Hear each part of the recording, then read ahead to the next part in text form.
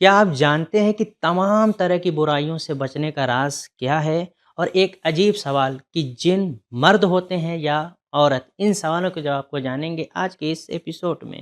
اعوذ باللہ من الشیطان الرجیم، بسم اللہ الرحمن الرحیم۔ ناظرین کرام السلام علیکم۔ سبیل القرآن کے اس تفسیری پروگرام میں ایک بار پھر ہم آپ کو خوش آمدید کہتے ہیں۔ آج ہم سورہ جن کی 6 آیتوں کی تفسیر کو لے کر حاضر ہوئے ہیں۔ تو آئیے سب سے پہلے آیت نمبر 3، 4 اور 5 کی تفسیر کو جاننے کے لیے ان کی تلاوت اور ترجمے کو غور سے سن لیتے ہیں۔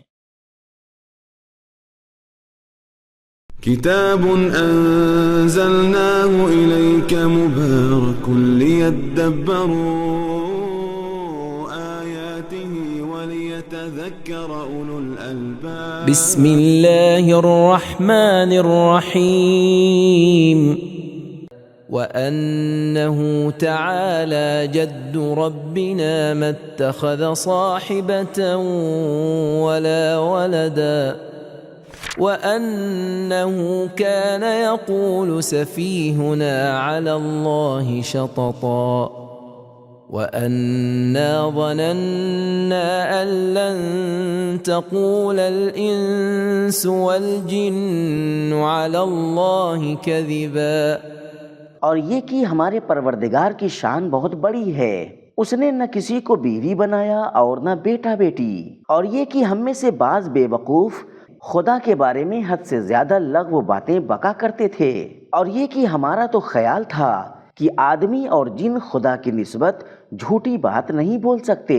ناظرین، ہم نے ان آیات کی دل نشین تلاوت کو سن لیا ہے، اب ان کے نکات کو بھی جان لیتے ہیں۔ كتاب أنزلناه إليك مبارك ليدبروا آياته وليتذكر لفظ جد کا معنی ہے عظمت، اور دادا کے لیے یہ لفظ اس لیے استعمال ہوتا ہے کیونکہ اس کے اندر بزرگی اور عظمت پائی جاتی ہے جس کو اس کے خاندان کے لوگ مانتے ہیں۔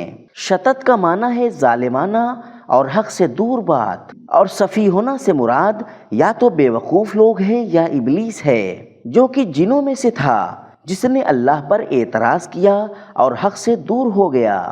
ناظرین، ہم نے نکات کو جان لیا ہے، اب ان کے پیغام کو بھی سن لیتے ہیں۔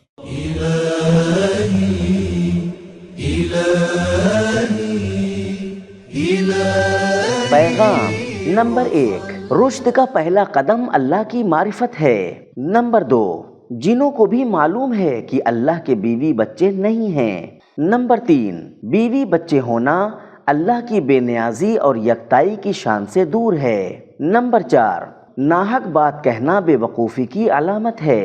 نمبر 5، جنوں کو انسان کے عقائد اور سوچ کے بارے میں معلوم ہے۔ تو ناظرین، اب آگے بڑھتے ہیں اور آیت نمبر 6، 7 اور 8 کی تفسیر کو جاننے کے لیے سب سے پہلے ان کی تلاوت اور ترجمے کو غور سے سن لیتے ہیں۔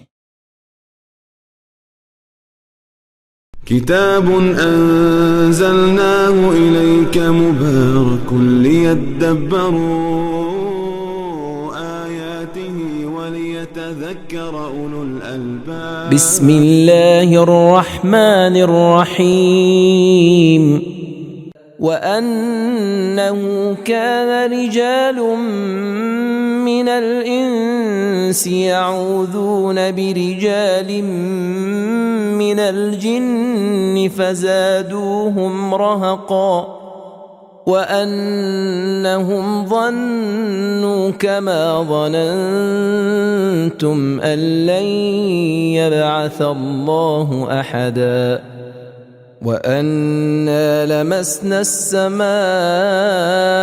فوجدناها ملئت حرسا شديدا وشهبا۔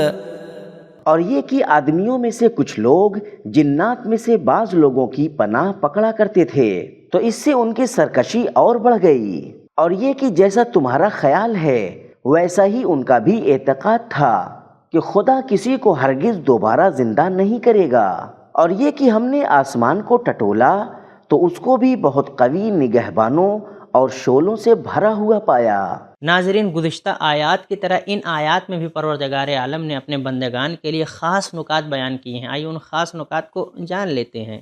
كتاب أنزلناه إليك مبارك ليدبروا آياته وليتذكر رہب کا معنی ہے وہ برا کام جو انسان کے وجود کو گھیر لے۔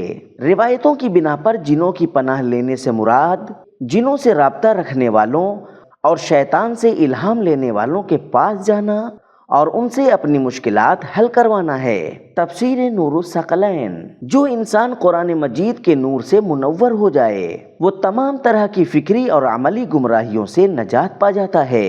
قرآن مجید یہدی الی الرشد کے بعد گمراہ عقائد کی ایک جھلک بیان کر رہا ہے کہ کچھ لوگ اللہ کے لیے بیوی بچوں کے قائل ہوتے ہیں، متخذ صاحبۃ ولا ولدا، ناحق بات کہتے ہیں، یقول سفیہنا علی اللہ شططا، خدا کے بجائے جنوں کی پناہ لیتے ہیں، یعوذون برجال من الجن، اور انہیں لگتا ہے کہ کوئی قیامت نہیں آنے والی، لن یبعث اللہ احدا۔ ناظرین، ہم نے نکات کو جان لیا ہے، اب ان کے پیغام کو بھی سن لیتے ہیں۔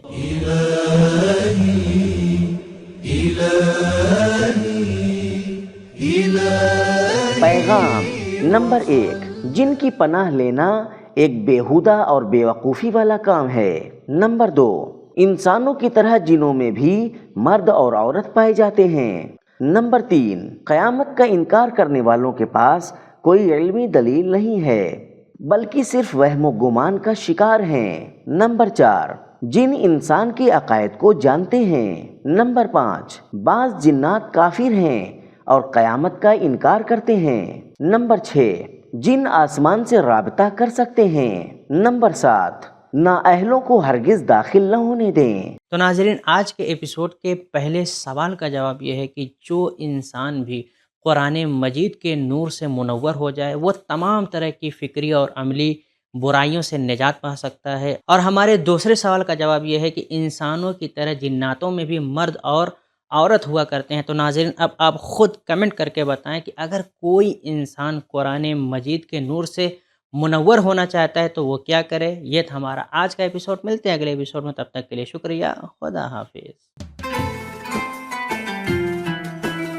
سبیل قرآن، قرآنی سماج کی پہچان۔